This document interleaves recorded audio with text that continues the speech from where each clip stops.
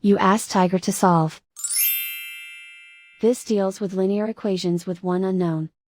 The final result is x equals 4. Let's solve it step by step.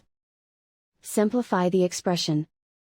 Find the greatest common factor of the numerator and denominator. Factor out and cancel the greatest common factor.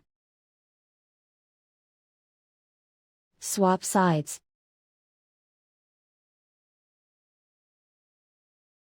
Isolate the x. Multiply both sides by 20. Group like terms. Multiply the coefficients. Simplify the fraction.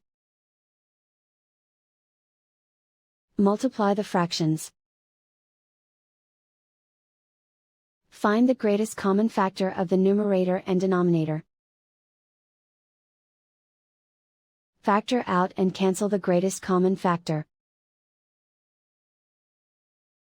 And so the final result is x equals 4.